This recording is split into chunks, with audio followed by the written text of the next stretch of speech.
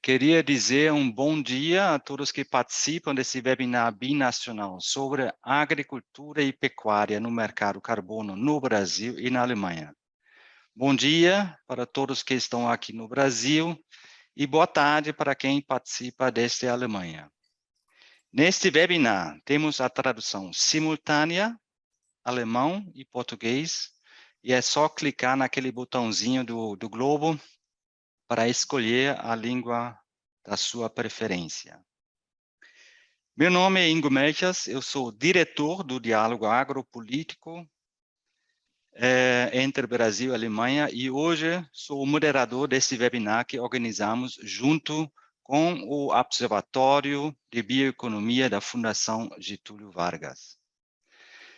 Quero avisar desde já que que os ouvintes podem fazer perguntas e comentários no chat ou então naquele botãozinho de perguntas e respostas. E, na medida possível, vamos tentar respondendo durante este webinar.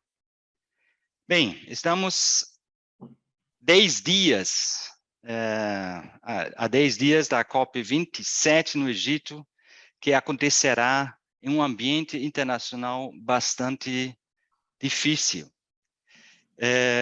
e desafiador. Perante uma crise alimentar mundial, a crise energética e a guerra na Ucrânia, a tão necessária descarbonização da economia global pode sofrer reveses relevantes. Mas tanto o Brasil como a Alemanha se comprometeram a atingir metas ambiciosas de redução de gases de efeito estufa, inclusive no uso da terra, que inclui agricultura, floresta e mudanças no uso da terra. No Brasil, evidentemente, a questão que sempre aparece é o desmatamento. Mais recentemente, na COP26 em Glasgow, mais de 100 países se comprometeram com a redução de emissões de metano. Isso é especialmente relevante para a pecuária. Em relação à pecuária, na Alemanha se discute muito a redução do estoque de rebanho bovino, pensando também no objetivo de parte relevante da sociedade de redução de consumo de carne. Os olhares brasileiros, no entanto, estão mais dirigidos a um regime de terminação intensiva, melhoria de pasto e melhoria genética animal, e medidas de alimentação, os suplementos na ração para reduzir as emissões de metano por unidade de carne produzida. No Brasil, a integração da agricultura e da pecuária nos mercados de carbono é vista de forma bastante positiva. O mercado de carbono teria um grande potencial de induzir práticas mais sustentáveis e fornecer uma fonte adicional de renda para os produtores rurais. Já na Alemanha, há mais ressalvas ao que chamamos, em bom português e em bom alemão, de carbon farming. Certamente ouviremos mais sobre isso mais adiante. Contudo, há um fato. Ao contrário de indústrias que consomem muita energia, por exemplo, a siderúrgica, o cimento ou a aviação, o setor agropecuário e a silvicultura podem não apenas reduzir emissões de gases de efeito estufa, mas também remover ativamente carbono da atmosfera e armazenar carbono no solo. Mas como seria isso na prática? E como seria a regulação? Quais são as políticas públicas necessárias para que o meio ambiente, o clima e os agricultores possam se beneficiar deste novo instrumento? Eu tenho o prazer de apresentar experts da Alemanha e do Brasil para discutir esses assuntos. Para começar, Daniel Vargas é coordenador do Observatório de Bioeconomia da Fundação Getúlio Vargas e professor nas faculdades de Economia e Direito da FGV. Após seu mestrado e doutorado pela Harvard University, Daniel atuou em diferentes posições no governo federal e foi secretário executivo e ministro de Secretaria de Assuntos Estratégicos da Presidência da República. O Bernhard Osterburg, eu acho que já se juntou muito bem. Bernhard Osterburg é economista agrícola com mais de 25 anos de experiência no Thünen Institut, Instituto Federal de Pesquisa Agropecuária da Alemanha, e especializado nas áreas de análise de impacto com foco nas políticas agroambientais. No Instituto Thünen, Bernhard coordena o Departamento Clima e Solo, uma unidade exatamente na interface entre pesquisa científica e assessoria política e governamental. Susanna Höhnle, também do Instituto Thünen, vem das pesquisas de ciências sociais, econômicas e políticas, com foco de pesquisa na agricultura e clima. Susanna é pesquisadora no Instituto Thünen desde 2016 e pesquisa sobre política nacional e europeias de clima no setor agropecuário. Susanna trabalha atualmente com agricultura de baixo carbono, ou carbon farming, no contexto de um projeto apoiado pela União Europeia. Muito bom você estar com a gente, Susanna. Depois, Camila Dias de Sá. Ela é agrônoma e fez seu doutorado na Universidade de São Paulo. Ela é pesquisadora sênior num dos melhores think tanks do Brasil do setor, Inspira Agro Global, em São Paulo, com foco na inserção do Brasil no agro global, formulando estudos estratégicos, prestando assessoria política e treinando líderes do setor público e privado. Além disso, é bom lembrar que Camila é coautora, junto com Nils Sondergaard, professor da UNB, aqui em Brasília, e Cláudia Cheron König, pesquisadora também do INSPER Agrolabal, de um estudo extremamente interessante que analisa o potencial que o Brasil tem para reduzir as emissões de efeito estufa baseado na agricultura e pecuária, e quais seriam os incentivos necessários para poder realmente aproveitar esse potencial.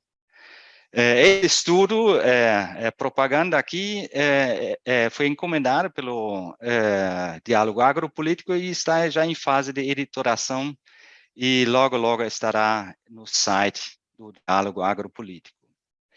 Depois vem Camila, muito bom estar com você de novo, a gente já se conhece de outras carnavais. Ladislau Martin Neto, da Embrapa, doutor em Física pela Universidade de São Paulo e pós-doc em Ciências de Solo e Meio Ambiente na Universidade de Califórnia, Berkeley, Estados Unidos. Atualmente é pesquisador sênior e foi diretor executivo de PD no período de 2012 a 2017 da empresa brasileira de pesquisa agropecuária, a famosa Embrapa. É bom dizer também que Ladislau é um dos pioneiros no Brasil em pesquisa sobre sequestro de carbono no solo e no desenvolvimento de ferramentas analíticas avançadas para verificar estoques e dinâmicas de carbono no solo. Também, Ladislau, muito obrigado por estar aqui com a gente. A sequência desse webinar vai ser assim, que a gente vai ter duas falas iniciais para abrir o panorama da questão do mercado carbono e a inserção do agro nesse mercado. E depois a gente vai ter um papo entre os participantes. E quero chamar primeiro o professor Daniel Vargas para fazer a sua fala inicial, panorama inicial, as institucionalidades, a regulação, fomento, mercado voluntário e mercado regulado do mercado carbono. Daniel, muito prazer estar com você aqui de novo. Você está com a palavra. Muito obrigado, Ingo, e aos demais colegas pelo convite.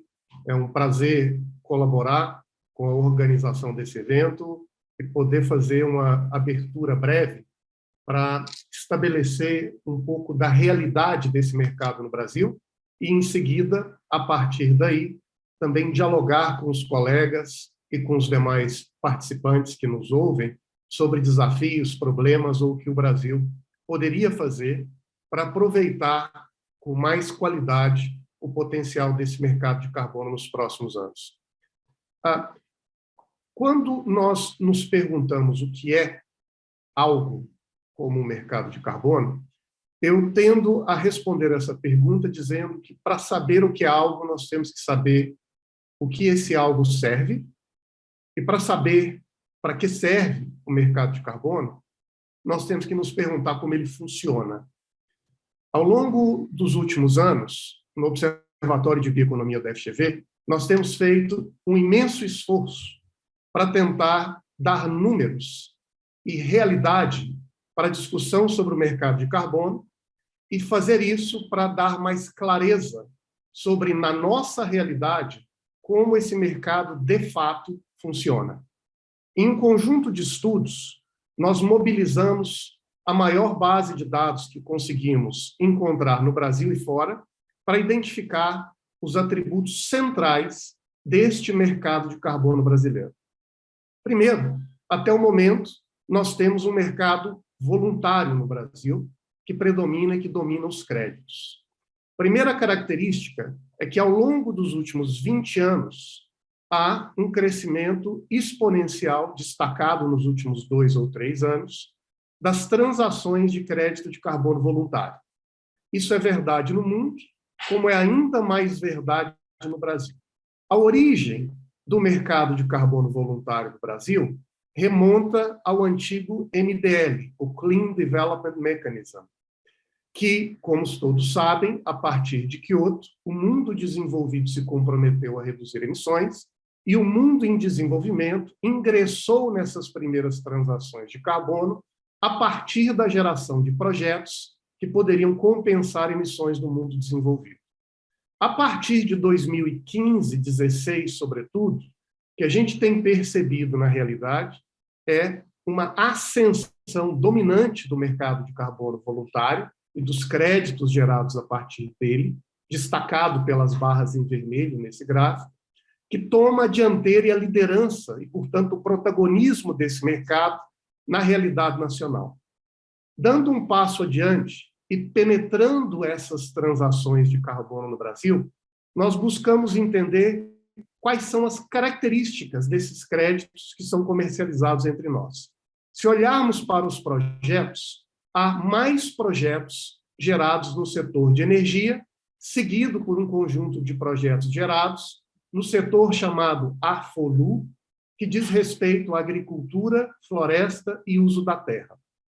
Se olharmos, no entanto, para o percentual dos créditos gerados nessas transações brasileiras, a absoluta maioria vem de créditos provenientes do setor AFOLU.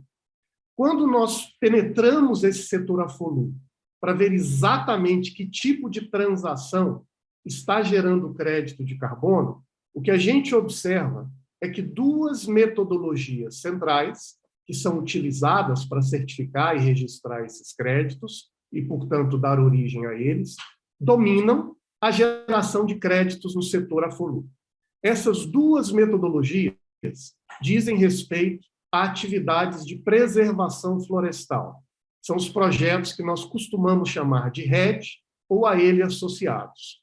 A pergunta que se coloca, quase que naturalmente, em particular em um seminário dessa natureza, é onde estão os créditos que também estariam dentro desse setor chamado AFOLU, mas mais especificamente direcionados para atividades da agricultura e da pecuária. Nós lançamos, há pouco tempo, um dashboard em que a gente mobiliza um conjunto mais abrangente de base de dados do mundo, do Banco Mundial, de diversos países do Brasil, para tentar penetrar um pouco mais as características desses créditos e, a partir daí, tentar entender onde estão os créditos de agricultura e de pecuária.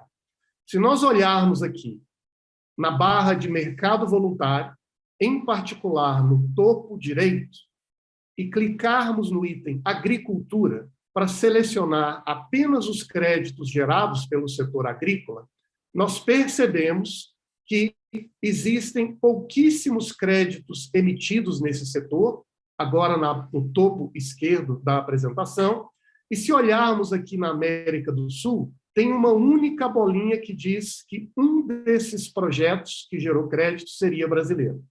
Eu tentei identificar qual é, e a minha interpretação é que isso é algum erro de registro da base de dados. A verdade é que não existem projetos gerados na área de agricultura e pecuária no Brasil como parte desse mercado voluntário. Quando nós olhamos agora para quem está certificando e registrando esses créditos, nós percebemos que o mercado mundial, na parte de cima do gráfico, predomina uma participação da Verra, que é uma organização certificadora internacional, que também tem a responsabilidade de definir as metodologias com base em que esses créditos são certificados. E quando olhamos na parte de baixo do Brasil, a gente percebe é que a Verra tem uma posição praticamente monopolista do mercado, com a participação de mais de 92% dos créditos que são aqui comercializados. Nos últimos anos, esses mesmos créditos, que na sua vasta maioria estão ligados à preservação florestal, vêm sendo complementados por certificações adicionais, que dizem respeito ao reconhecimento de cobenefícios sociais que atrelariam ao impacto ambiental alguma contribuição para o desenvolvimento das comunidades onde esse crédito é gerado. Entre as atividades que são reconhecidas para a geração desse certificado social está a distribuição de escovas de dente para comunidades carentes na Amazônia. Por fim, quando nós olhamos como esses créditos são distribuídos no território brasileiro, o que a gente percebe é que, em relação aos créditos, a vasta maioria é gerada na Amazônia, como não poderia ser diferente, é onde está o maior maciço florestal brasileiro, e é lá também que esses créditos sociais são utilizados para, de alguma maneira, fazer, vamos dizer assim, o bem social para as comunidades locais. Se olharmos para esse conjunto de dados e tentarmos destacar, a partir desse funcionamento do mercado de carbono, quais são os seus atributos mais significativos e reluzentes na realidade brasileira, eu resumiria 4 grandes constatações que me parecem evidentes. Primeiro, que em uma divisão de trabalhos do mercado de carbono no mundo, o Brasil participa como um gerador de créditos para compensar emissões, sobretudo de outros países. Segundo, o perfil do crédito de carbono no Brasil é um crédito não produtivo, em particular direcionado para a manutenção da floresta em pé, entendido como não toque na floresta. Terceiro, agricultura e pecuária praticamente não participam hoje dessa realidade do mercado de carbono no Brasil, embora, como vamos ver, existe uma demanda e uma tendência de que essa realidade mude. E, por fim, as certificações desse mercado funcionam com base no mercado muito restrito e, como nós sabemos de economia, um mercado com poucos atores significa um custo muito alto e uma barreira de entrada igualmente complexa. No último ano, nós percebemos alguns esforços no Brasil para complementar esse mercado voluntário pelo embrião do que seria um mercado regulado brasileiro. Foi aprovado no primeiro semestre um decreto editado pelo presidente da República, que ainda é algo bastante inicial, inclusive pela natureza do instrumento, cuja força jurídica é relativamente frágil, ainda não é uma lei, mas que já dá alguns sinais do que poderia acontecer nessa regulação do mercado brasileiro. Eu destaco 3 características-chave inovadoras desse decreto. Além de estabelecer um conjunto de definições genéricas do que seria o crédito de carbono, ele cria uma espécie particular de mercado de carbono que eu chamaria de um mercado voluntário obrigatório. Por um lado, as empresas são convidadas a apresentar os seus planos de redução de emissão, a sua curva de descarbonização, e registrá-las no governo. Uma vez que isso acontece com tudo, elas são obrigadas a cumprir com aquele objetivo e, portanto, participar desse mercado de carbono, gerando, de um lado, uma obrigação e, quem sabe, de outro lado, uma demanda de créditos nacionais. Esses planos apresentados pelo conjunto de empresas são denominados de planos setoriais. Nos casos em que determinados setores não cumprirem com essa obrigação, cujo prazo definitivo se expira em meados do ano que vem, o governo pode, e talvez faça, apresentar uma proposta de plano de descarbonização setorial para aquele setor que não cumpriu sua tarefa. E, por fim, o governo cria uma espécie de registro nacional ou de cartório brasileiro em que todas as emissões e as atividades de troca, de venda e compra de carbono serão registradas. O que esse conjunto de características parece nos revelar é que, por um lado, sim, o Brasil possui as bases de um mercado de carbono em andamento, mas ainda bastante fragmentário e bastante incipiente. É um mercado, eu chamaria de um mercado boutique, para pouquíssimos participantes, com muitos recursos e muito acesso.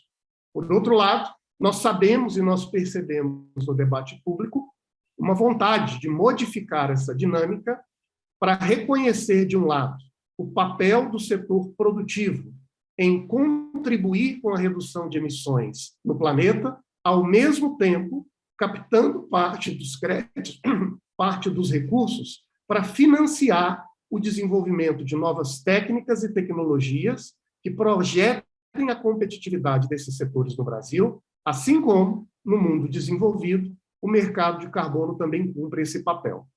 Como nós vamos avançar? Eu creio que os próximos meses e talvez o próximo ano serão decisivos e nós veremos como esse debate se desdobrará. Após as apresentações, no diálogo, eu complemento a minha apresentação e apresento um pouco do meu ponto de vista sobre como eu creio que o Brasil deveria encaminhar essas questões. Muito obrigado, é um prazer participar com todos. Muito obrigado, Daniel. Mercado boutique e o mercado e a agricultura e a floresta, a pecuária ainda não fazem parte desse mercado de forma relevante. O desafio está meio mais do que óbvio.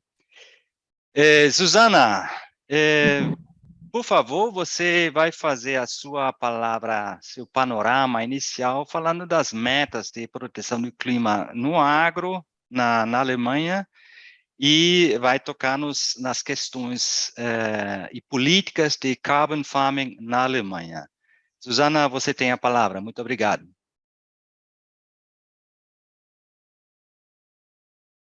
Ja, vielen Dank, danke Ingo und hallo auch von mir und herzlichen Dank. Sim, muito obrigada, Ingo. Bom dia, sim, da minha parte.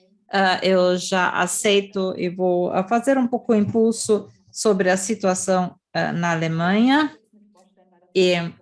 Mas antes, brevemente, eu gostaria de me apresentar.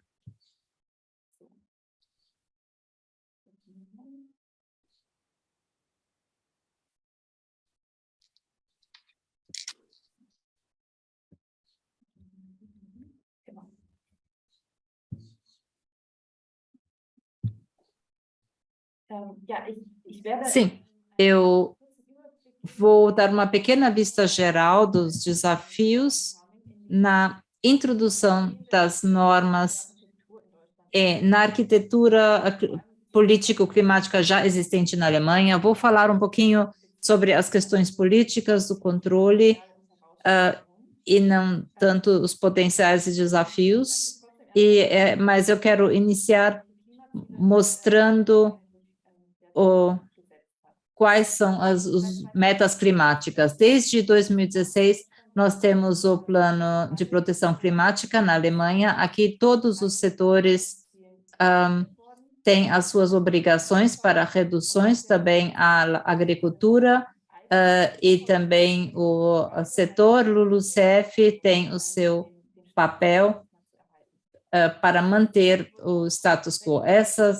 Esses objetivos são vinculativos, existe uma lei federal de proteção climática e com isso estão garantidas a longo prazo, mas em 2021 teve uma alteração após uma ação na Corte Constitucional, que as emissões ainda estariam muito altas e, com isso, o objetivo para a agricultura ficou mais rígido e também aumentando com 25 milhões de toneladas de CO2 até 2030 e 35 até 2040. E, paralelamente, no plano da União Europeia, aconteceram planos semelhantes. Também, esses objetivos também foram revisados.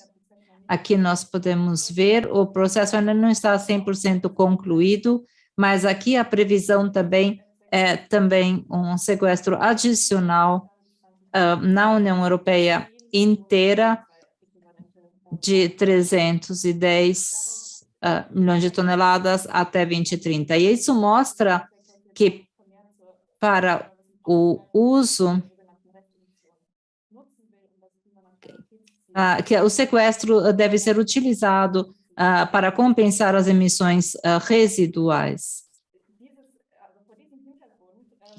Face a essa situação, teve também um aumento do debate sobre a ideia do carbon farming na União Europeia, e apesar de que ter muitas medidas que também pertencem a um carbon farming, e muitos objetivos climáticos já estão fixados. A questão das emissões negativas ainda se desenvolveram. A União Europeia aqui está bastante ativa, especialmente no segundo semestre do ano passado. Aqui tivemos algumas publicações, e isso são as três situações que eu mostrei aqui agora. Na primeira parte do princípio que as medidas são entendidas dessa forma, que o efeito climático, as medidas, mas não são medidas novas, são medidas que já são conhecidas. Na próxima definição, acredita-se que devem ser vistos modelos de negócios verdes. E na terceira afirmação aqui, nós podemos ver também que o carbon farming pode também contribuir para alcançar as metas climáticas de até 2030. Então, são algumas questões muito grandes vinculadas a essas publicações, afirmações da União Europeia, que geraram também um debate bastante intenso. Quais são essas questões abertas? Primeiramente, não ficou bem claro quando quem deve quem deve demandar. Isso para o governo, claro, é importante alcançar esses efeitos, mas isso não corresponde às atividades até o momento da política agrícola e também isso seria uma mudança bastante recente. Por outro lado, nós também vimos que muitas empresas na Alemanha já têm as suas próprias metas climáticas e com essas emissões negativas tentam alcançar as suas metas climáticas. A segunda questão muito importante é a adicionalidade. Se existe um potencial adicional para a carbon farming, E aqui temos, primeiramente, o problema na União Europeia, do financiamento, que existem conforme as demandas no plano europeu. Então, algumas medidas já existem que podem ser definidas como carbon farming, ao mesmo tempo, as empresas deverão pagar pela implementação das medidas. E se nós olharmos dois atores diferentes, nós vemos a próxima questão, os efeitos resultantes e quem pode computar essas questões nas suas metas climáticas. E aqui o problema é ainda complicado com o fato de que quase não pode ser evitado que essas medidas, por um lado, nós temos os certificadores particulares que calculam um certificado, mas nós temos também o inventário nacional de gases de efeito estufa, e tudo isso continua se desenvolvendo. Então, qualquer mudança que acontece num tamanho significante pode se mostrar na questão do inventário dos gases de efeito estufa. Com isso, nós teríamos uma contagem dupla desses efeitos, e isso seria mais complicado. Todas essas questões, nós acreditamos que até o final do mês que vem, até 30 de novembro, nós vamos ter mais clareza, porque deve aparecer uma sugestão como é que essas medidas de certificação podem ser realizadas, mas nesse momento nós não temos essas informações. Paralelamente, nós estamos também vendo uma série de iniciativas privadas na área do carbon farming. Nós podemos ver medidas que estão sendo realizadas há muitos anos, com muito engajamento. Aqui temos modelos de negócios, segurança, garantia de qualidade. Então, é muito difícil comparar esses aspectos.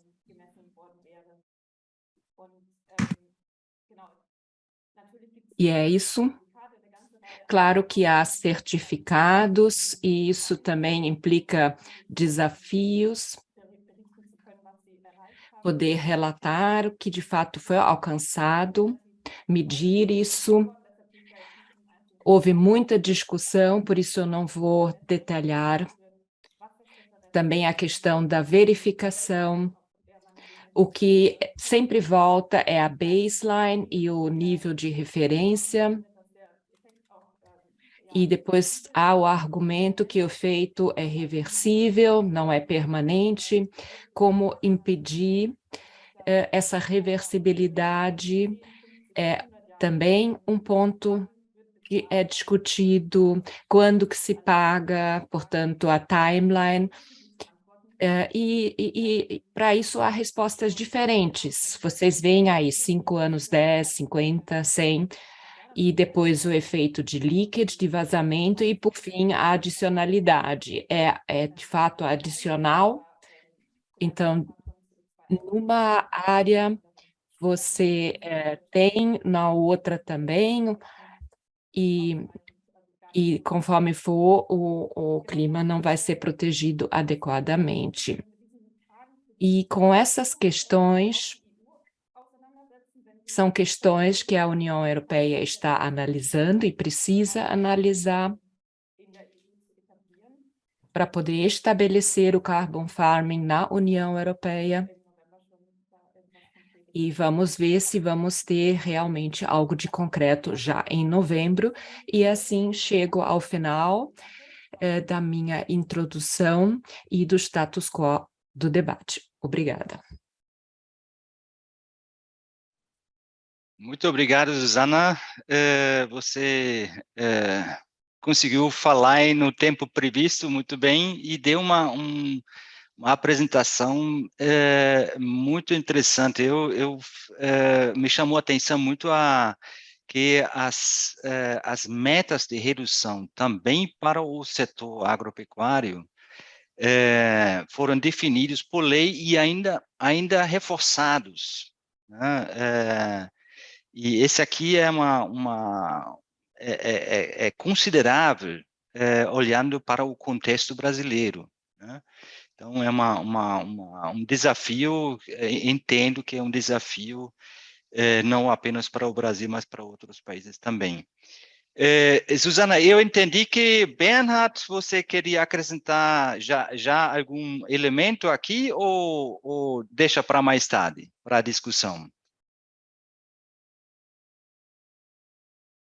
Ok. Depois a gente vai chamar você, viu, Bernardo?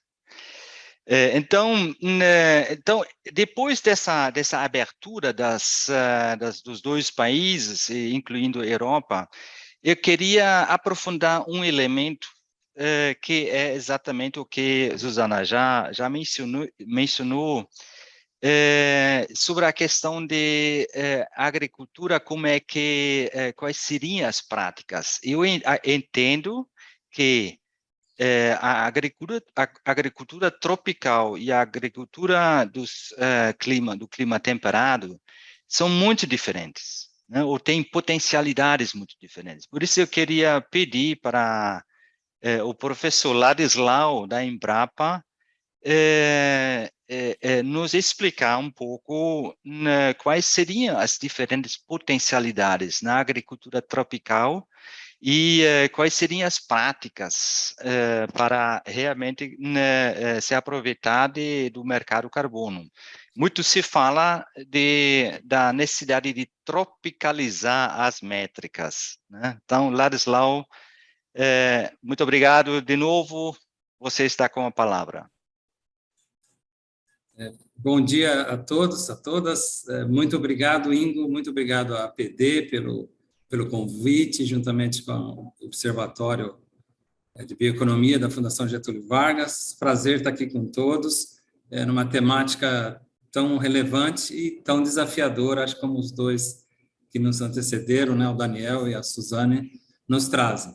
Mas, assim, a percepção e a realidade que está chegando à porta de todo o planeta, ela logicamente, tem contextos desafiadores, né, uma guerra, mas tudo indica que dentro de um contexto de ESG, Environment, Social e Governance, os passos trilhados pelos governos e principalmente pelas empresas, em particular as globais, são muito decisivos na direção de trabalhar com produtos que eles chamam de baixo carbono ou carbono neutro, e mais do que isso, viabilizar a execução dessa agenda.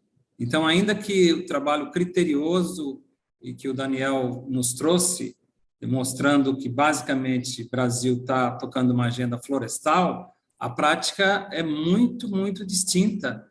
E a gente, inclusive, vou me referenciar até uma mudança de paradigma, de possibilidades que a área tropical tenha nesse contexto de mitigação de gases de efeito estufa, de geração de crédito de carbono. É considerado que o Brasil é essencial para uma nature-based solutions nesse contexto que está sendo acordado globalmente. Logicamente, como que isso pode acontecer? E nessa linha que você pergunta, Ingo, que você nos traz para o debate, eu gostaria de me referir que, além de pesquisas de médio e longo prazo já executadas sobre o contexto da matéria orgânica e do carbono e das quantificações associadas, que permanece um desafio na questão do MRV, que a gente pode detalhar mais um pouco, eu gostaria de chamar a atenção ao Plano ABC, iniciado em 2010, de agricultura de baixa emissão de carbono, que o Brasil implanta, e aí elege tecnologias agrícolas que vai representar mudança significativa. Isso já, em grande medida, vinha sendo executado no setor privado e nas instituições de pesquisa, quando você fala em plantio direto, quando você fala em recuperação de pastagem degradada, quando você fala em sistemas integrados, sistemas lavoura, pecuária, floresta, ou sistemas agroflorestais, ou como você vai em florestas plantadas, ou manejo de resíduos. Já existia uma agenda. O que o Brasil fez foi formatar em política pública e incentivar a adoção. E isso, ao final do primeiro ciclo, em 2020, se cumpriu a meta e se gerou mais de 70 milhões de toneladas de CO2 equivalentes de mitigação. E numa nova fase do Plano ABC+, agora que elege outras tecnologias, inclusive com ênfase ao metano, como intensificação animal e etc., com uma meta de 1,1 bilhão de toneladas de CO2 equivalentes, em grande parte usando, incluindo irrigação, outros aspectos para aumentar a produtividade agrícola. Mas então o que você vê numa região dos trópicos, uma diferença crítica é a questão climática e propiciar a existência de 2 safras anuais, pelo menos, mantendo o tempo todo no campo planta, cobertura vegetal e resíduos que uma parte vai se decompor e se tornar carbono no solo. Então, isso está assegurado e está sendo demonstrado publicações no país e no exterior, inclusive com estudo de metadados muito extensivo, indicando que as áreas de clima quente, com essas características de uma agricultura intensiva, com planta o ano todo, com bom manejo conservacionista, propicia um aumento do conteúdo de carbono no solo e que confere uma situação de sequestro de carbono no solo, por exemplo, até com muito mais ênfase que em áreas de clima temperado, que pelas razões climáticas mantém somente uma safra anual e o restante do período com um inverno muito rigoroso. Então, isso está se tornando uma realidade e até como um agradecimento à possibilidade que tivemos de estar na Alemanha no final de junho, com apoio da PD, apoio da Bayer, a gente tem um estudo do Wolf Amelung, mostrando a necessidade das especificidades, né, de cada região, de cada solo, para você entrar nessa agenda e fazer um bom retorno para o planeta. Então, a questão das especificidades, e a gente vai para o Cerrado brasileiro, por exemplo, e daqui a pouco eu já acho que posso encerrar, a gente tem 200 milhões de hectares, era uma área considerada de solos praticamente impossível de se manejar, com alta toxidez de alumínio, né, com elemento químico tóxico para as plantas, baixos pH, solos ácidos e baixa fertilidade natural, e que hoje é o principal polo produtor do país. E, além disso, né, de você viabilizar a agricultura nessas condições, que era considerada uma região quase que imprestável para a utilização agrícola, a gente está demonstrando, através de estudos, e a gente tem um dos primeiros trabalhos publicados já em 2006, em áreas privadas, demonstrando que quando você usa calcário, usa fertilização adequada, um bom manejo de plantio direto, você aumenta o conteúdo de carbono do solo em relação à região nativa. Então, você configura uma situação de benefício para essa situação, particularmente para o solo, muito significativo. Logicamente, os estudos mais completos devem levar em conta a análise de ciclo de vida, toda a mudança de uso do solo, etc. Mas, dentro desse contexto e dessa sinalização que o professor Amelung nos trouxe num artigo na Nature Communications, de considerar especificidades e identificar como cada região pode contribuir para um futuro mais sustentável e, logicamente, mensurável, auditável, a região do Cerrado brasileiro se configura uma situação, tudo indica, muito, muito oportuna. E finalizo nessa primeira intervenção, entendo que está com o tempo adequado já, né? Matéria orgânica, carbono no solo para solos tropicais é imperativo, mudança é muito necessária.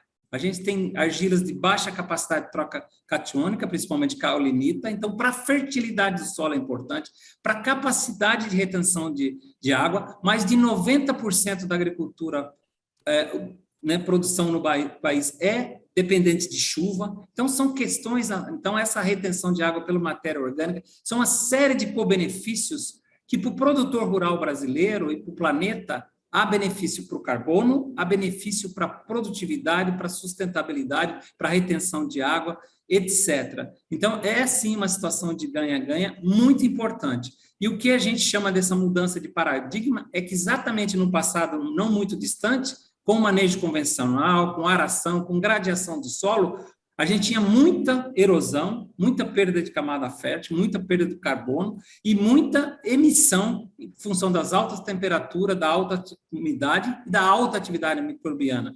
A alta temperatura, a alta umidade, a alta atividade microbiana não mudou, mas o manejo conservacionista fez uma mudança, sem dúvida, de paradigma em nossas condições, Ingo. E eu entendo, assim, que as regiões temperadas, Suzana trouxe alguns aspectos relevantes de manejo, de tratamento de áreas de turfa, etc., que significa o cuidado atento do agro para essas questões que vão impactar todas as empresas, todas as indústrias e também o setor agropecuário. Então, Ingo, não sei se respondi exatamente a sua consideração, e nessa primeira intervenção é o que eu teria, e à frente gostaria de falar de MRV, que é a tradição aqui da nossa unidade Embrapa Instrumentação, com desenvolvimento de métricas, né, de equipamentos baseados em laser, etc. Muito obrigado.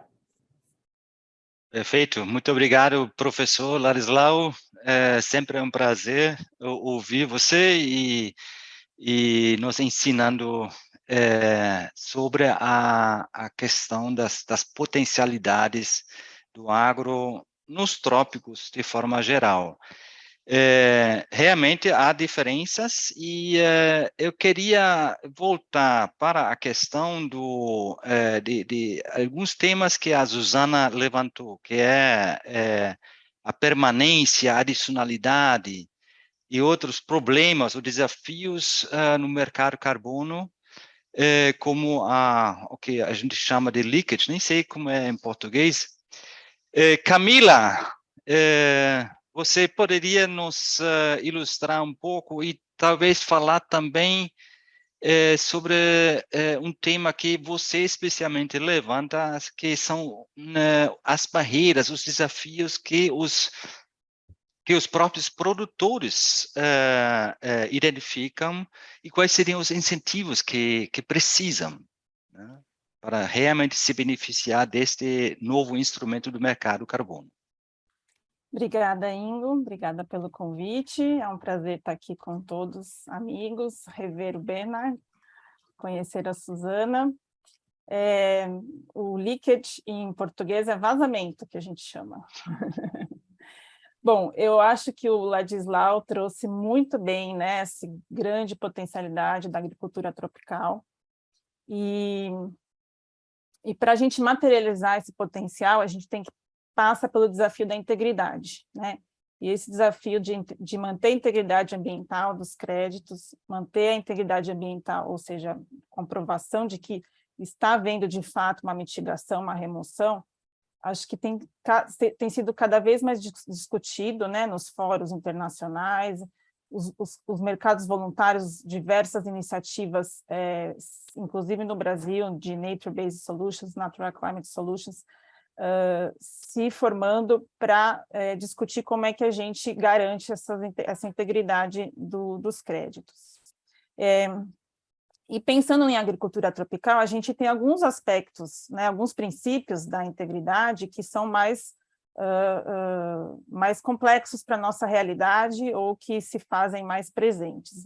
Eu vou começar falando da permanência, que é o quê? A garantia do efeito do acúmulo do carbono, a garantia de que esse acúmulo ele não será revertido. E isso ele requer um horizonte de planejamento, né, mais longo do que muitos produtores rurais estão acostumados a operar, né? Se espera que o carbono capturado no solo ou na biomassa, ele permaneça armazenado aí no mínimo por 20, 30 anos, né? E a realidade do mercado, do agro, né, ela é mais dinâmica, ela varia muito em função aí, de fato, de preços, demanda internacional, né, em relação ao tipo de cultura que está se plantando, ou tipo de prática, porque você pode estar estabelecendo boas práticas e, de repente, os preços vêm subindo, o produtor decide ou pode decidir trocar de cultura, enfim, em função dessa dinâmica de mercado. Então, se por um lado, né, a gente começa, aí acho que o Ladislau já trouxe um pouco isso, a surgir indícios de que em condições tropicais o carbono né, tem esse grande potencial de acúmulo em função da gente ocupar o solo o ano inteiro, e alguns indícios também iniciais de que o carbono no solo no Brasil ele ficaria armazenado mais profundamente, né? São indícios de que potencialmente a permanência poderia ser favorável à permanência maior aqui em condições tropicais. Mas, por outro lado, a gente tem, então, o desafio considerando essa dinâmica de mercado do setor, né? E como é que vão ser, ou como é que podem ser desenhados os contratos que garantam essa permanência, né, das atividades que os agricultores, que as atividades de baixo carbono, né, que as práticas de baixo carbono vão ter, né, aí na contribuição para a formação e manutenção dos estoques de carbono. Então, assim, a gente, para materializar esse potencial, precisa ser muito bem pensado, e a gente precisa, os estudos precisam avançar muito, principalmente em MRV, para a gente poder ter condições de medir, reportar, verificar essa permanência, para que possam avançar esse engajamento dos produtores, né? Então, os desenhos de projeto, eles precisam levar isso em consideração, né? É padrão, né, nos desenhos de projetos de carbono, inclusive em áreas florestais, em outras áreas, né, a previsão de uma área de buffer, né, que seria um colchão no projeto para acomodar aí essas eventuais quebras contratuais, né, sejam elas por causas não intencionais ou intencionais, mas é um assunto que precisa ser bastante amadurecido, né? E eu acho que um outro princípio aí de integridade é a adicionalidade, né? E esse princípio ele é particularmente central, eu acho que no que diz respeito à agricultura brasileira, por conta dessa característica que o Ladislau já trouxe para a gente. A adicionalidade, então, ela é um robusto reconhecimento, né, de que a remoção, a mitigação, ela não teria sido possível, né, sem a adoção de determinada prática, e já tem, vamos dizer aí, 2, 3 décadas, né, o Ladislau até pode me corrigir depois, com práticas de baixo carbono muito bem já consolidadas no Brasil, né? Então, algumas práticas com potencial mitigador, elas já estão virando lugar comum no Brasil. Por exemplo, plantio direto, esse ano, oficialmente se comemora os 50 anos do plantio direto no Brasil, né? E ele está amplamente difundido, já há cerca de 35 milhões de hectares com adoção de plantio direto. A própria integração lavoura-pecuária, a gente já estima aí mais ou menos 15 milhões de hectares, ou seja, como a gente vai conseguir comprovar adicionalidade em relação a práticas que já comprovadamente têm aí um potencial de contribuir para a agenda de clima, né? Há o potencial para aprimoramento dessas práticas, né, no caso do plantio direto, complementando aí com rotação de cultura, uso de plantas de cobertura, né, que em conjunto tem potencial de sequestrar carbono junto com o plantio direto, e mesmo na integração lavoura-pecuária, né, há a possibilidade de maior intensificação, né. Mas, de novo, tudo isso desde que se estabeleça um sistema de medir, reportar e verificar adequado para constatar e poder reportar adequadamente essas peculiaridades aí da nossa agricultura tropical.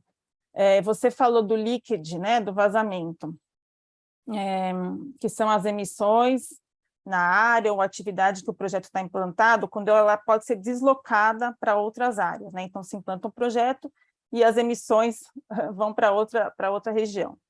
Eu acho que esse é um risco maior quando a gente fala de projetos florestais, né? Eu vejo que em relação às atividades agropecuárias, obviamente, existe um risco, né? Por exemplo, uma terminação, um ciclo de um pecuarista que consegue ter uma terminação mais curta, mas, ao mesmo tempo, aumenta muito seu estoque de animais, né? Vai estar trocando 6 por meia dúzia. Mas eu tenho a impressão de que o ganho de produtividade inerente à adoção, né, dessas boas práticas ao longo dos anos, ela vai mostrar que esse é o caminho, né? Porque, independente do mercado de carbono, de créditos de carbono, como o Ladislau já trouxe, a matéria orgânica ela tem potencial de aumentar muito a produtividade, né? Então, eu acho que a própria melhoria, né, da produção, de produtividade, aumento de rentabilidade, ela vai mostrar para o produtor, e eu acho que o risco de vazamento ele pode ser minimizado aí no caso das atividades agropecuárias. Eu não estou contando meu tempo, eu não sei se eu já emendo agora falando sobre as perspectivas aí, algumas preocupações que a gente tem em relação ao engajamento dos produtores, ou se eu passo para o Bernardo e deixo isso para depois.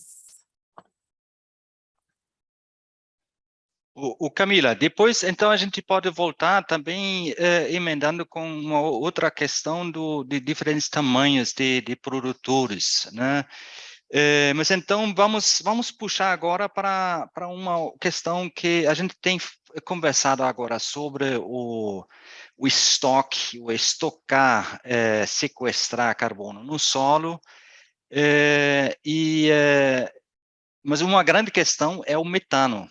O metano é o chamado arroto do boi, é uma questão, um gás extremamente agressivo, e a pecuária na Alemanha e no Brasil tem outras respostas. E a gente, eu queria ouvir um pouco o Bernhard agora, como é que vocês lá no Thünen Institute avaliam a questão do metano, lembrando que tanto a Alemanha como o Brasil têm assinado o compromisso de reduzir bastante ambiciosamente o metano no ano passado, em Glasgow.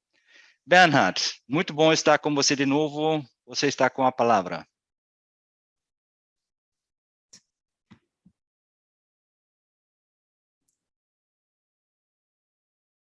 A gente não ouve você, não.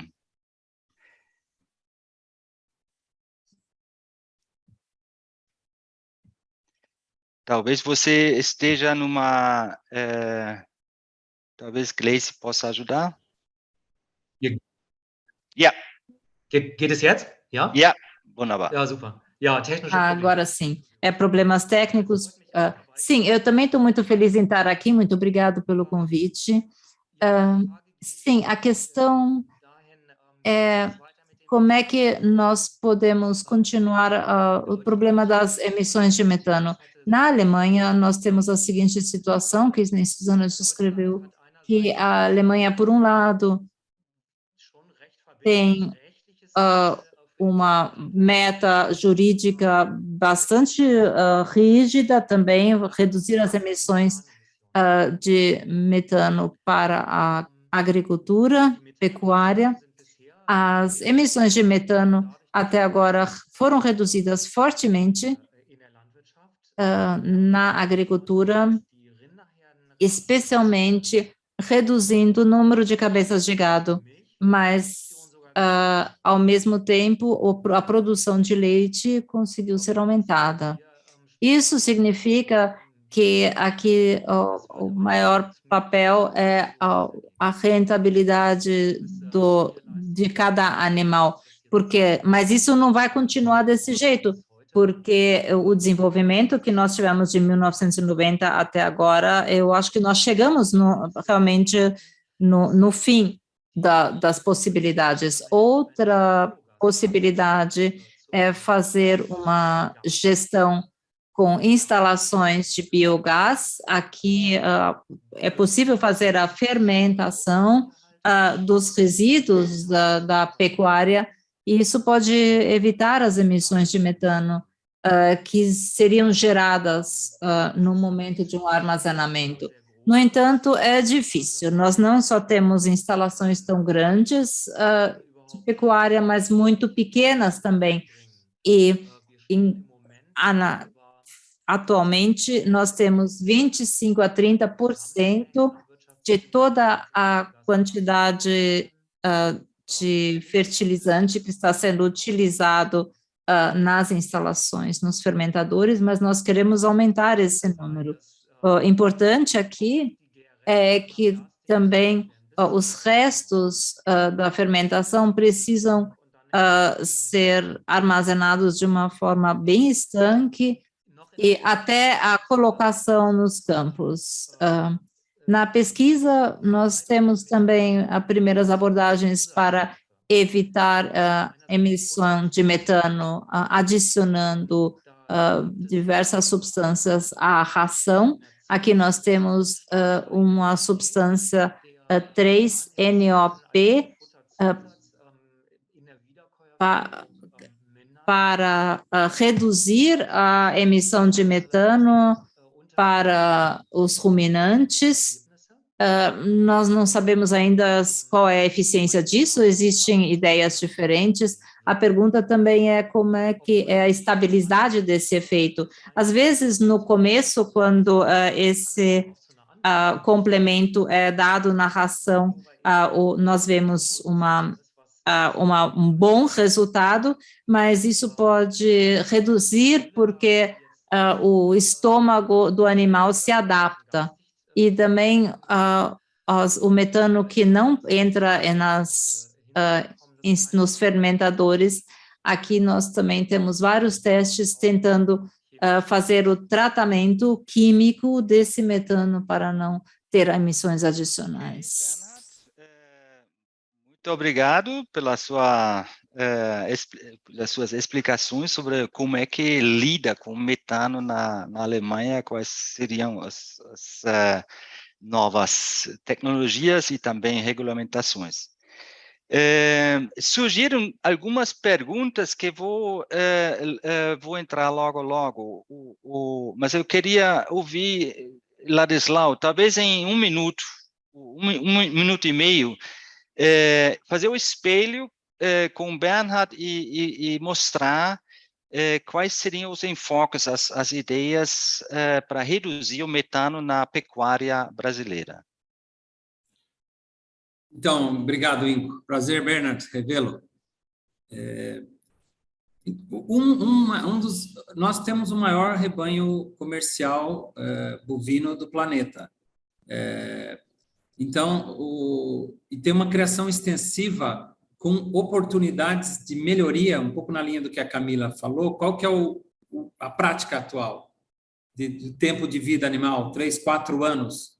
Então, uma saída é melhorar a produtividade de pastagem e reduzir significativamente o tempo de vida do animal e, portanto, o tempo de vida de emissão de metano. Isso é algo que está ocorrendo em uma velocidade significativa e que essa questão do carbono, de boa manejo de pastagem vai acontecer.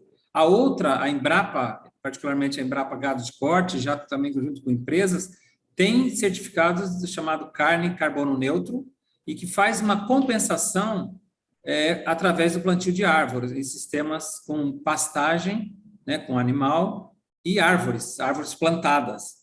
E isso, né, fazendo um balanço entre os gases e possibilitando essa coisa que dentro do sistema produtivo você teria uma condição melhor. E, logicamente, toda essa agenda da alimentação animal, como o Bernhard sinalizou na Alemanha testando, aqui a gente tem questão de taninos, de vários aspectos que acho que estão no radar, e melhoramento genético animal, sem dúvida, são que estão na agenda, e isso está também no nosso plano ABC+. Então, de forma muito sucinta, como você me pediu, não sei se faz sentido, é uma situação bastante distinta, logicamente, da Alemanha. E aqui a gente tem pequeno, grande, né, médio e grande produtor rural animal ainda, né? Infelizmente, essa coisa da concentração avança rápido, mas a realidade ainda é distinta dessa. Tem muitos pequenos produtores da cadeia animal. Perfeito, professor Ladislau. Queria iniciar umas perguntas que surgiram no chat, e começando com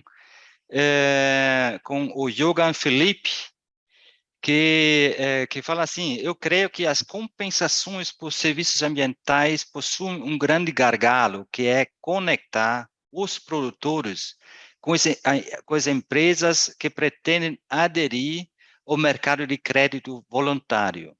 Atualmente, existem empresas que fazem o projeto para a obtenção de certificados e eles mesmos comercializam os créditos com empresas parceiras. Isso faz que grande parte de recursos sejam drenados e não chega no final da linha. Como é que vocês veem esse fato? Eu tenho a noção que o Daniel Vargas quer responder isso. Não, mas coloca o microfone. Na verdade, eu não sei se eu entendi exatamente a pergunta. Tá? Se você puder repetir, por gentileza, eu não entendi qual é a lógica aí. Se eu entendi bem, Ingo, o que ele disse é que, eu não sei se ele está falando de PSA na pergunta, ou se ele está falando de boas práticas de baixo carbono. Mas eu entendi que é uma questão ali contratual, né? Eu acho que tem que colocar em contrato a repartição justa dos benefícios. Se eu entendi bem, eu acho que ele está dizendo que não chega, os desenvolvedores fazem o projeto, mas não repartem com a comunidade.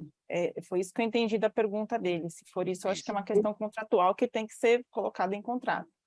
O que eu entendi... Agora... Perdão. Pode falar, Daniel. Não, pode terminar seu raciocínio, desculpa. Não, pode falar você. Então, vamos lá. Se eu compreendi bem, aí, né, eu precisaria ler ou ouvir a pergunta outra vez, mas eu acho que ele está dizendo que um conglomerado se reúne e compensa uma parte com a outra. E, portanto, seria uma espécie de, vamos dizer assim, venda interna de um crédito de carbono, e uma parte que faz, digamos assim, o trabalho bem feito, anuncia como sendo limpa, mas, de outro lado, a outra parte está compensando aquele crédito e talvez não estaria cumprindo com metas ou com objetivos mais ambiciosos. Se eu compreendi adequadamente, dizendo outra vez, eu não veria problema nisso. O que importa é o saldo final. Se há um benefício ambiental e tem uma operação de crédito ou de parceria que torna mais ágil, mais barato a alocação desse investimento para uma atividade que seja, digamos assim, mais barata do ponto de vista do sequestro de carbono, eu particularmente não veria problema nisso, à primeira vista, se eu compreendi bem a problemática que foi apresentada. Isso seria uma forma de insetting, né? Que se chama de insetting, quando se é isso que o Daniel está trazendo, o offsetting dentro do próprio setor, eu acho que também, se for isso, eu também acho que concordo com o Daniel. Agora, se a pergunta dele vai na linha de como trazer os produtores, né, trazer os benefícios desse mercado para os produtores, aí a gente vai falar, acho que a gente está falando de outra coisa, né? O Ladislau trouxe a ideia da heterogeneidade, né? Que nós temos um setor agropecuário muito heterogêneo, né? E aí uma medida não serve para todos, né? One size doesn't fit all. Então, acho que a gente tem primeiro uma barreira cultural em alguns setores de produtores para a adoção dessas boas práticas. Ainda se tem uma ideia em alguns aspectos de que é necessário revolver o solo, né? Então ainda existe uma resistência por muitos pecuaristas em trazer, em entender os benefícios e até em fazer a gestão, né, de uma agricultura, de trazer uma integração, porque você tem uma atividade pecuária, a gestão de uma empresa de pecuária é muito diferente de uma gestão de um negócio de agricultura. Então, são barreiras de conhecimento, barreiras técnicas, a própria inserção do componente florestal, né, que o Ladislau falou também, eu acho que é um desafio grande de trazer isso para o produtor, a dificuldade dele entender o plantio, né, a condução, o espaçamento. Então, a gente tem uma série de barreiras aí técnicas e até culturais que têm que ser quebradas. E eu vejo como a necessidade, a gente fala muito em financiar, né, o crédito de carbono como um mecanismo para financiar essa transição, mas, ao mesmo tempo, a gente tem um custo de mensurar que é mais caro do que o próprio crédito, né? Então, a gente fica aí, quem que vai dar, da onde que vai sair esse investimento inicial, né, para o start e para daí ganhar escala, né, dar escala a essas soluções que precisam ser trazidas para baratear o custo. Mas eu acho que, antes de tudo isso, é importante a gente oferecer assistência técnica, né? Tem uma pesquisa que saiu recentemente, eu não sei se foi da Embrapa, eu não sei, agora não me lembro, um grupo de pecuaristas no Cerrado, acho que quase mais de 1.500 pecuaristas, que tiveram um acompanhamento de assistência técnica bem personalizada, e ao final do período, né, constatou-se um maior acúmulo, né, de remoção, maior remoção de carbono, mitigação de carbono, e aumentou a renda desse grupo em 39%, né? Então, quando a gente traz conhecimento e traz exemplos que estão dando certo, eu acho que é o primeiro passo, né? Eu acho que o produtor, antes de pensar em monetizar o mercado de carbono, ele tem que se servir do carbono sem necessariamente na forma de crédito. Eu acho que o carbono por si só, né, o acúmulo de carbono, a matéria orgânica já vai ser o primeiro ganho dele antes do crédito de carbono. E eu não sei se a pergunta, esqueci o nome da pessoa que fez a pergunta, era mais nesse sentido, então acho que o primeiro passo é assistência técnica. E eu vejo muito o papel das cooperativas, só para finalizar, não quero monopolizar a fala, um papel muito importante das cooperativas nesse processo. A gente tem mais de 1.200 cooperativas agrícolas no Brasil, se eu não me engano, mais de 1 milhão de cooperados, e elas têm uma estrutura muito importante de assistência técnica e de capilaridade de serviços junto aos produtores. Então, acho que as cooperativas têm um papel muito importante aí em dar escala para essas coisas que a gente está falando. Ingo, se me Perfeito. permite, Vai. eu vou rapidamente destacar um ponto que eu acho que é central nessa nossa conversa, e tem um pouco que ver com o que Camila e Ladislau falaram. Então, Camila destaca que tem um problema de conhecimento, de capacitação, de saber fazer. A gente precisa treinar, equipar o nosso produtor para incorporar um conjunto de práticas que gere um benefício ambiental e, ao mesmo tempo, amplie renda. Por outro lado, a gente sabe que o mercado é uma escola. Talvez seja a maior escola, mais aberta, em que o próprio jogo de incentivos e de oportunidades é um convite ao treinamento, à aprendizagem, né? O mercado é uma grande válvula de disseminação de experiências, se bem ordenado. E a ideia do mercado de carbono é de potencializar esse processo, para que mais gente possa aprender mais rápido a fazer direito. Por que, no entanto, se a gente sabe que a história do agro brasileiro é a história de um imenso aprendizado sobre como colocar carbono no chão, porque, do contrário, não tinha agricultura tropical. E a gente olha para essa realidade do que é, de fato, o mercado de carbono no Brasil hoje, e a gente vê que é um mercado praticamente, exclusivamente florestal, parece que tem uma disjunção entre as coisas. Parece que a nossa história, o nosso aprendizado, o nosso saber fazer, não tem entrada ou reconhecimento nas regras do jogo do mercado de carbono, que não fomos nós que criamos. Elas já existem. Foram montadas ao longo dos anos e hoje são essas regras que estão aí. E eu acho que entender essa disjunção, ela é muito importante por 3 razões básicas. A primeira é que, do contrário, a gente olha para o desafio como se fosse um desafio do produtor ter que aprender algo que ele nunca soube, quando, na verdade, já é um conhecimento que está, me permita, Ladislau, na identidade do agro nacional. A gente sempre foi enriquecedor de carbono no solo, por definição. Segundo lugar, se a gente não consegue lidar bem com isso, eu acho que a gente corre o risco de perder o produtor.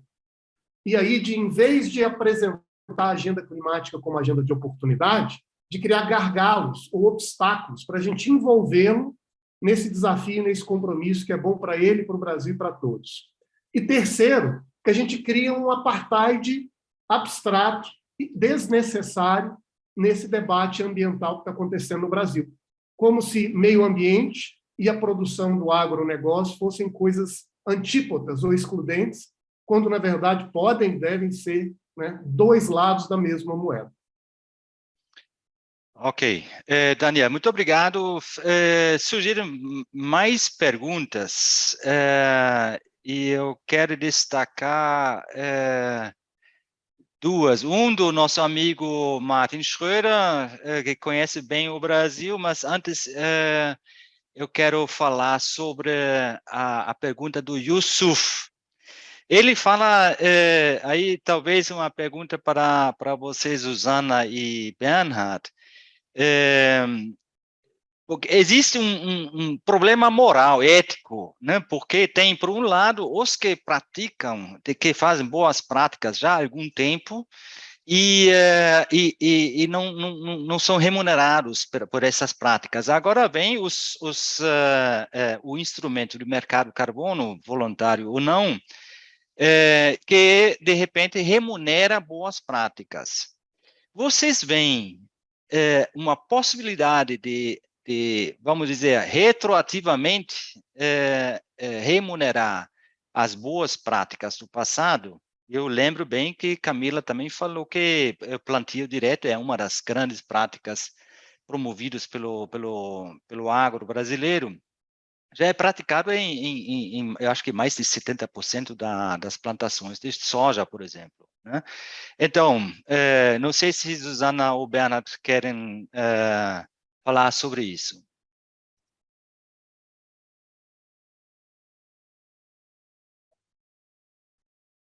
Bom. Soll ich anfangen? Eu acho que eu vou começar. Muito obrigada por essa pergunta. Esse aspecto da justiça também é algo muito importante no debate na Alemanha. Fato que nós já temos, além da agricultura convencional, ou agricultura orgânica. Eu diria, a gente pode fazer uma provocação. Se a gente tem um mercado que quer esses certificados, então aqui não, assim, não tem o que fazer, porque se um mercado, se não tem o potencial de fazer mais economias. Por outro lado, falando do carbono, esse tem um ponto de saturação. No início, os progressos são muito grandes, são bons, mas em algum momento chega no ponto de saturação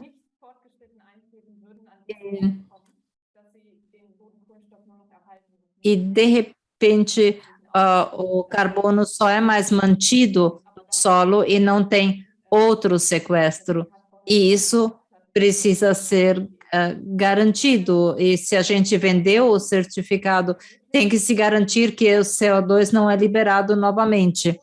Então, essa é uma pergunta que nós temos que perguntar: por quanto tempo nós vamos pagar? Porque em algum momento nós não vamos mais ter efeitos adicionais de economia de CO2. É mais ou menos isso, uma tentativa de uma resposta. Certamente é uma pergunta onde cabem muitas outras respostas também. Não tem uma resposta muito fácil a esse. É um problema ético que precisa ser discutido e definido. O Martin Schröder pergunta, diz: boa tarde, em relação à cooperação entre Brasil e Alemanha, acho relevante. Provavelmente a União Europeia e a Alemanha não vão comprar créditos do mercado regulado de acordo com o artigo 6 do Brasil ao curto prazo. 2, as empresas em via a 1,0 graus da União Europeia tem interesse em créditos voluntários, por exemplo, do setor agro e florestal. E aí faz menção a Suzana, que mencionou a importância de evitar double claiming. Isso precisaria ajuste dos NDCs do Brasil. E pergunta, os palestrantes têm conhecimento da posição brasileira em relação a esses ajustes?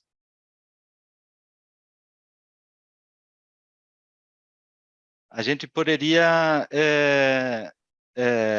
remeter a resposta também posteriormente no nosso site. Tá? Se ninguém quiser se arriscar agora. Bem, então, eu também teria outras perguntas. Nada foi mencionado até agora sobre desmatamento, né? Eu tendo a crer que o combate a desmatamento, pelo menos o combate a desmatamento ilegal no Brasil, seria uma medida necessária para criar credibilidade suficiente para mercado voluntário e regulado também, né? O que vocês acham sobre isso? Quem é que vai querer falar? Posso falar um pouco? Perfeito. Eu acho assim, o Brasil já fez, em algum período não muito distante, esse controle do desmatamento. Eu acho que a gente, como país, tem condições de retomar essa agenda e de cumprir, até porque o governo estabeleceu meta, né, assumiu metas internacionais, e é um desafio, mas já mostramos que podemos fazer. E aí aproveitar, Ingo, e mencionar que, assim, como estamos num painel com Brasil e Alemanha, muito do que se produz do agro brasileiro está a milhares de quilômetros da região amazônica. Quando a gente fala de uma região de Cerrado, se fala de Brasília a Manaus, que é a capital do estado do Amazonas, onde, né, uma parte da floresta está, nós estamos falando em 2.000 quilômetros de distância.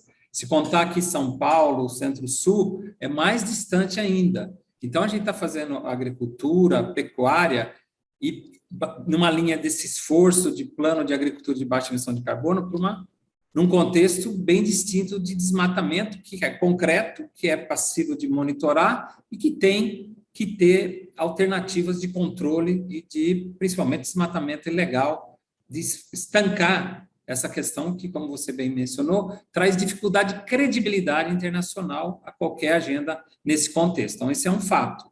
E eu, assim, só aproveitar e também, eu acho que a gente comentou muito dos desafios do porquê o agro não está com maior protagonismo dentro das questões. Um aspecto, que é até o título do painel, é a questão da mensuração, né, do MRV.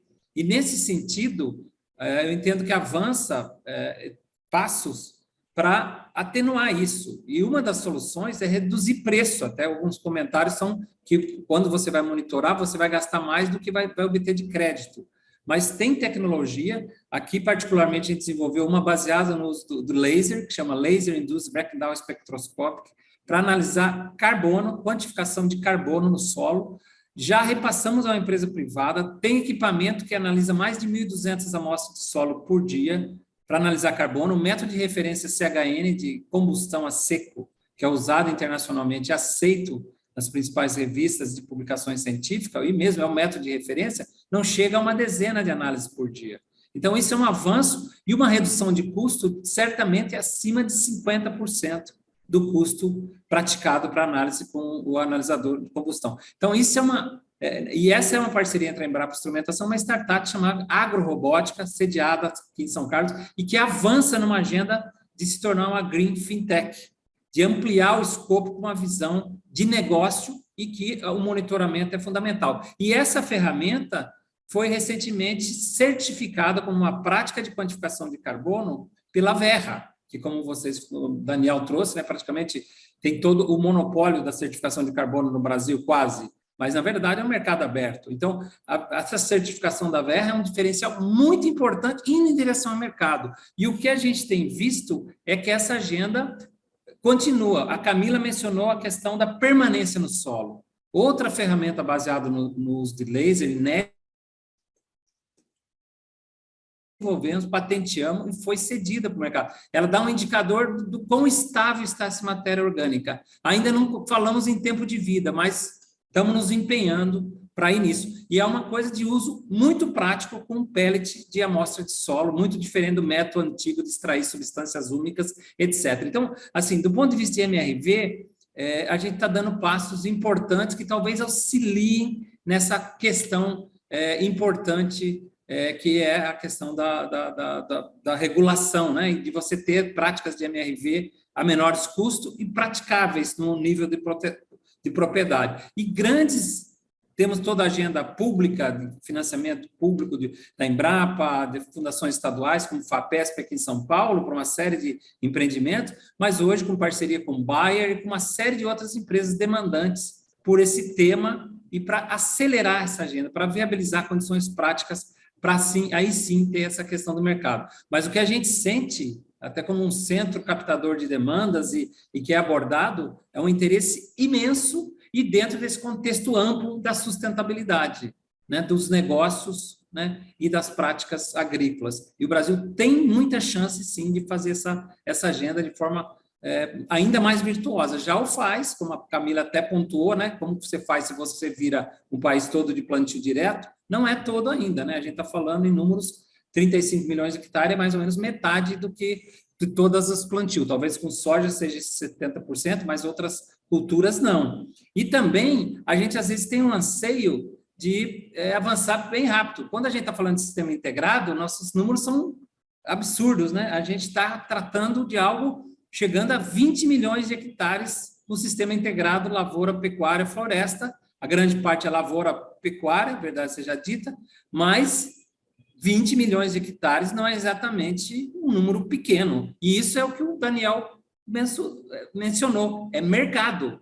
Isso o produtor está adotando, está longe das instituições de pesquisa. Então, Ingo, não sei se ajudei aí na sua... Ajudou redução de custo, aplicando tecnologia e fomentando agtechs. Quero voltar o debate ainda para o cenário internacional. Eu queria chamar o Bernhard ou Suzane para a questão da Europa, qual a visão que vocês têm sobre o mercado de carbono organizado pela União Europeia. Eu queria perguntar ao Daniel sobre a questão da COP. Né? Como eu mencionei no início, o desafio é muito forte, a conjuntura não é muito favorável, mas estamos à frente do desafio de financiar a transformação, a transição para a descarbonização não apenas do agro, mas também da economia em geral, em nível mundial. Né? Então, perspectiva Europa, perspectiva COP. Bernhard ou Suzane, quem se atreve?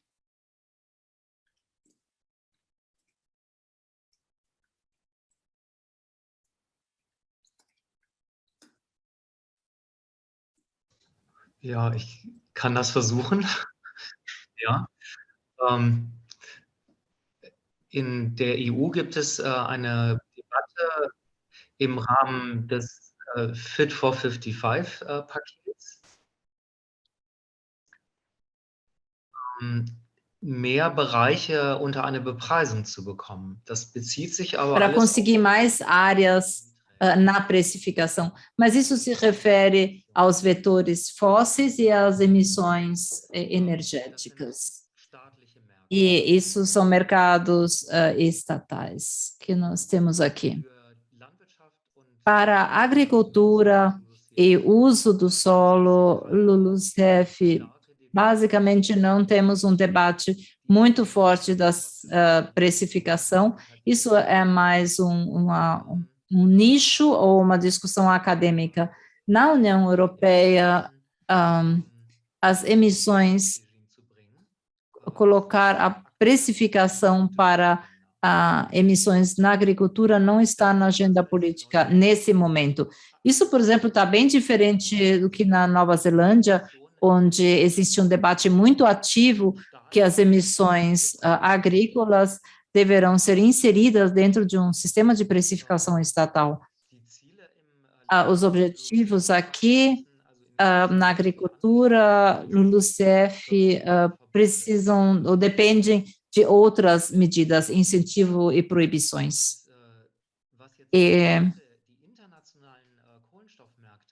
Em relação aos mercados CO2 internacionais, o seguinte é relevante. A Suzana e eu olhamos os objetivos de sustentabilidade da União Europeia e do Japão, e aqui ficou claro que os objetivos da União Europeia, esses 55% de redução, eles deverão ser alcançados no mercado doméstico. Ou seja, os ODS objetivados aqui são somente no mercado doméstico, não no comércio internacional. E o mesmo se aplica também aos Estados Unidos. Por hora, o mercado japonês está um pouco mais aberto, eles querem criar um sistema de registro nacional um pouco mais aberto pelo que nós entendemos. Na União Europeia, nós temos muita certeza que as metas dos governos não têm o objetivo de aumentar os mercados de carbono internacionais. Se a União Europeia disponibilizar recursos para atividades fora da União Europeia, certamente serão contribuições desses 100 bilhões de dólares por ano para desenvolvimento climático, para esse fundo climático verde, ou então recursos a partir de acordos bilaterais e o artigo 6, ou então recursos do mercado privado e possivelmente grandes empresas dentro da União Europeia que objetivam a neutralidade de carbono. Para esses últimos é bastante relevante. Nós temos duas discussões críticas, a Suzana já mencionou. Uma são esses offsets são confiáveis, realmente nós temos aqui uma melhora para o clima. E a segunda questão é se a apresentação de uma empresa neutra em carbono é legítima se o produto em si ainda causa emissões.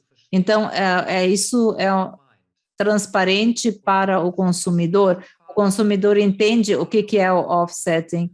E aqui existem já várias ações na justiça que essa neutralidade de carbono na Alemanha não é aceita. As instituições de proteção do consumidor e também de concorrência não aceitam isso. É necessário realmente ter uma transparência, ou seja, neutro em CO2 não significa neutro em CO2 quando é compensado. Então, e por isso nós acreditamos que o mercado internacional não vai se desenvolver tão rapidamente, porque nós acreditamos que isso pode ser um empecilho. E, infelizmente, entendo que esse aqui já está, estamos caminhando para a fala final. E, Daniel, você está com a palavra. Ótimo, muito obrigado. Vou dar um passo atrás muito breve para não deixar sem resposta o Martin, ou pelo menos parte da resposta. Na última COP tinha uma grande discussão se o Brasil concordaria em aderir a regras de funcionamento do mercado de carbono sem que existisse a chamada dupla contagem. Existia uma dúvida do que exatamente significaria isso, mas eu creio que houve uma deliberação clara na COP26 em Glasgow de que créditos adicionais, por exemplo, que circulam no mercado voluntário e que sejam vendidos para outros países, terão que ser abatidos do inventário nacional e, portanto, não entrariam no cumprimento das metas de cada país. A unidade do balanço é o país. Portanto, o que sai do país, por qualquer forma de comércio, voluntário ou regulado, 6.4 ou 6.2, tem que ser abatido do balanço deste país. A aprovação do SINARE, que é esse grande cartório nacional de registro, tem a intenção de facilitar esse controle e orientar o governo na realização dessa gestão. Eu imagino que, em breve, no próximo inventário, à medida que o inventário se case com esse SINARE, esse processo seja materializado no Brasil. Em relação à COP27, eu confesso que eu tenho visto essa COP com um tom, digamos assim, não otimista.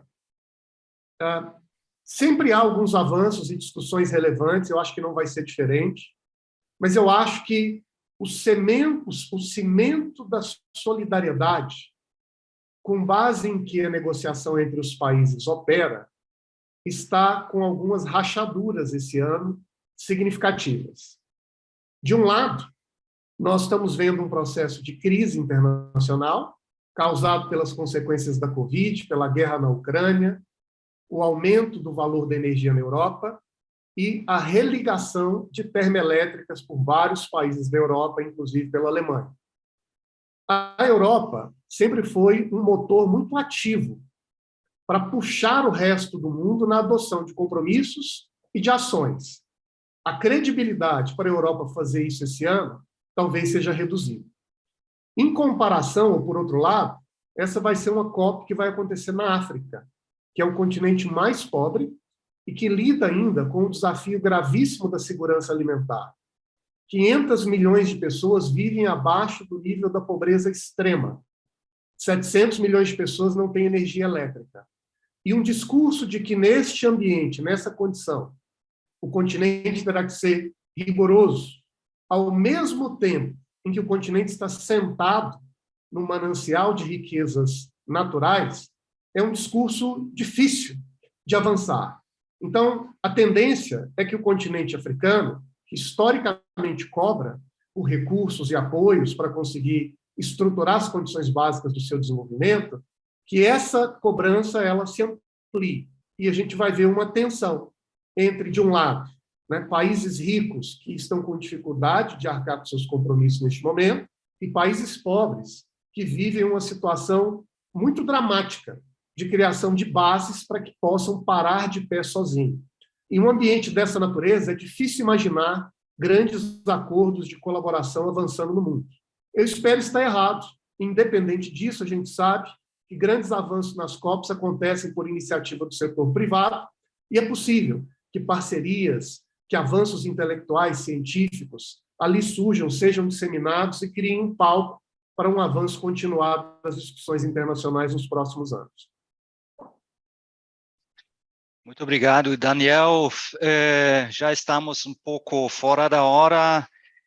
Eu quero entender que a Alemanha sempre foi um protagonista importante nos debates e nas negociações sobre o clima. Eu quero entender que o Brasil será outra vez um grande protagonista nesses debates no futuro e talvez haja uma das próximas COPs no Brasil, mostrando o protagonismo do Brasil. E aí quero ver a Alemanha e o Brasil de mãos dadas nessa empreitada. Quero agradecer Daniel, Susana, Bernhard, Ladislau, Camila. Quero agradecer enormemente a vocês pelas preparações, pelas suas explicações. Quero agradecer a todos os que assistiram até agora. Quero agradecer às tradutoras, que é Susana e Martina, mais uma Susana. Claro, aqui, Gleice, a nossa colaboradora que faz tudo aqui, do APD, e Carlos. O vídeo desse webinar vai estar disponível daqui a uma semana no nosso site, APD Brasil, e daqui a pouco todos vão receber um e-mail sobre a avaliação, e eu posso prometer que é muito rápido e muito simples responder.